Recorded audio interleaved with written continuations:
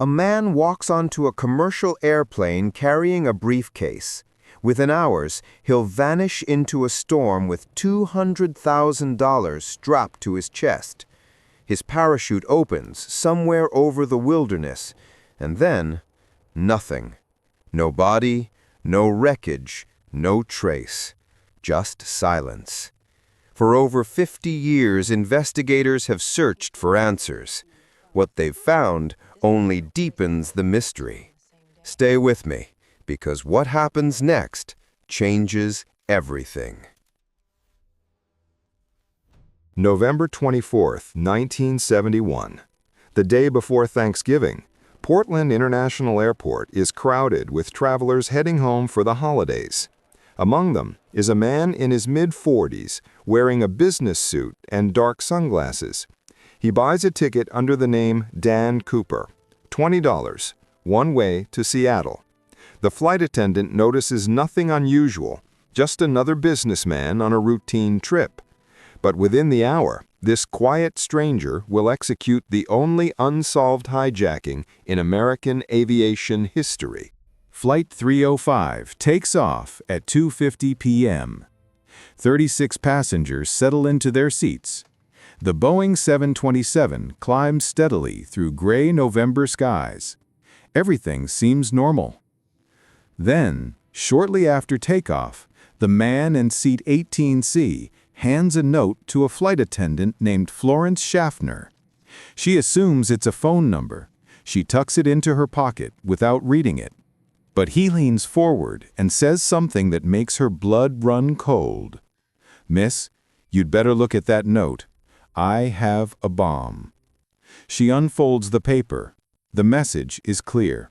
He opens his briefcase just enough for her to see inside. Red cylinders, wires, a battery. She walks calmly to the cockpit. The crew alerts air traffic control. The man's demands are simple. $200,000 in $20 bills, 4 parachutes, and a fuel truck standing by in Seattle. If they comply, he'll release the passengers. If not, he'll blow up the plane. Authorities have no choice. They agree to everything. The plane circles above Seattle for nearly 2 hours while the FBI scrambles to gather the ransom. Banks are closed for the holiday. They pull cash from multiple branches. Every bill is photographed, serial numbers recorded. Meanwhile, inside the cabin, the hijacker remains calm. He orders a bourbon and soda. He lights a cigarette. Passengers later describe him as polite, composed, almost unnervingly relaxed. He never raises his voice, never shows panic. This isn't desperation, it's control. At 5:39 p.m., the plane lands in Seattle. A truck pulls up to the aircraft.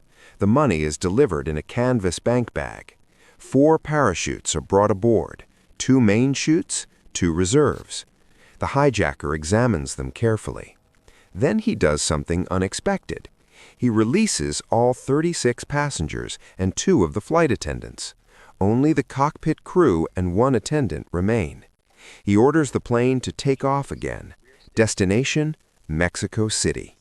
But there's a specific demand. The aircraft must fly below 10,000 feet, speed no faster than 200 knots, flaps set to 15 degrees, cabin unpressurized, rear stairs deployed in flight. The crew tries to explain that the configuration will drain fuel too quickly. They won't make it to Mexico. He adjusts the plan. Refuel in Reno, Nevada. Then continue south. The pilots agree. At 7:40 p.m., Flight 305 takes off into the darkness. Somewhere over the dense forests of the Pacific Northwest, the hijacker makes his move. He ties the bank bag around his waist. He straps on one of the parachutes. The flight attendant is ordered into the cockpit. The door closes behind her. And then, alone in the cabin, he does the unthinkable. At approximately 8 p.m., the crew feels a sudden shift in the aircraft's pressure. A warning light indicates the rear stairs have been deployed. The plane's tail dips slightly. The pilots attempt to communicate with the hijacker over the intercom. No response.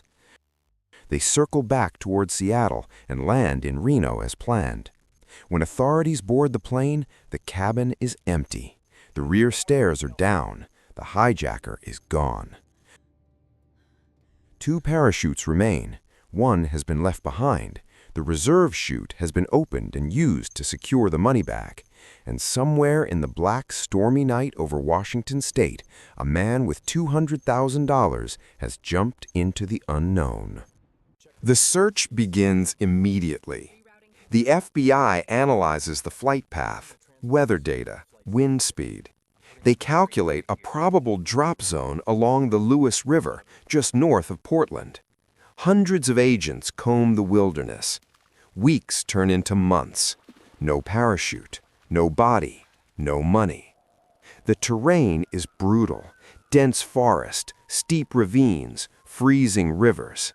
If he survived the jump, he would have landed in one of the most unforgiving environments in the country. But here's where it gets strange. Not a single piece of evidence is found. It's as if he vanished into the air itself. Then, in 1980, a young boy is playing on the banks of the Columbia River. He kicks at the sand near the water's edge. Something catches his eye. Rotted bundles of $20 bills, nearly $6,000.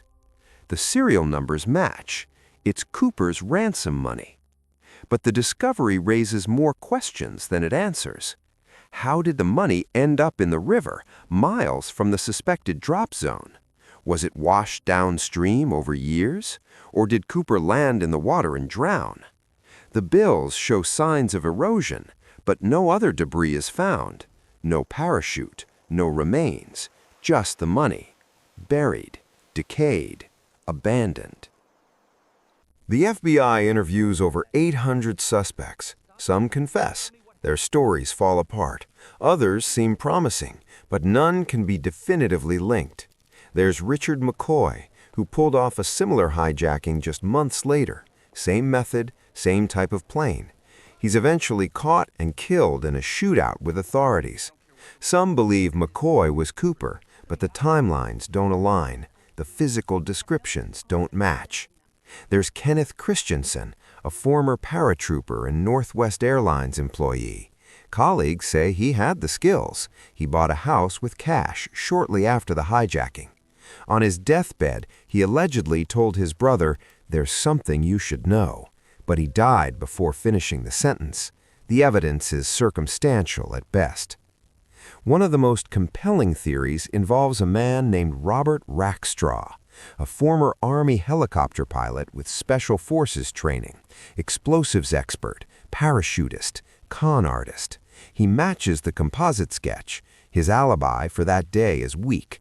In the 1970s, investigators briefly looked into him. Then the case went cold. Decades later, a cold case team claims to have decoded hidden messages in letters allegedly sent by Cooper. The messages point to Rackstraw, but he denies everything. He dies in 2019, taking any truth with him. Here's what makes this case so haunting. Cooper demonstrated skills that suggest training, military precision. He knew aviation. He understood parachutes. He chose a Boeing 727 specifically because of its rear staircase, which could be opened in flight. He demanded the exact parachutes he needed. He navigated the crew with calm authority. This wasn't luck, it was planning. But if he was that skilled, why hasn't a single trace been found? Why leave the money behind in the river? And if he died in the jump, why has no body ever surfaced?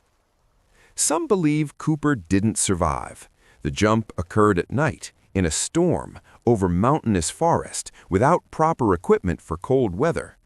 Even experienced paratroopers admit the odds are slim. The reserve chute he took wasn't functional. It was a dummy chute used for training demonstrations. If he deployed it, he fell to his death.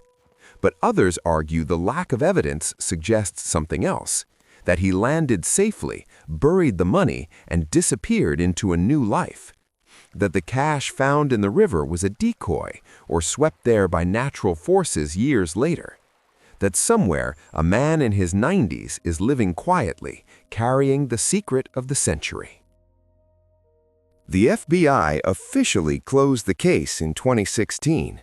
They admit they'll likely never know what happened, but the mystery refuses to die. Documentaries, podcasts, books. The legend of D.B. Cooper has become part of American folklore. Not because of the money, but because of the audacity. The perfect crime that ends with no answers, just questions, and the eerie possibility that someone, somewhere, got away with it. On a cold November night in 1971, a man jumped out of a plane and into history. What happened next, no one knows. The forests of the Pacific Northwest keep their secrets, and somewhere in the darkness, the truth is still falling.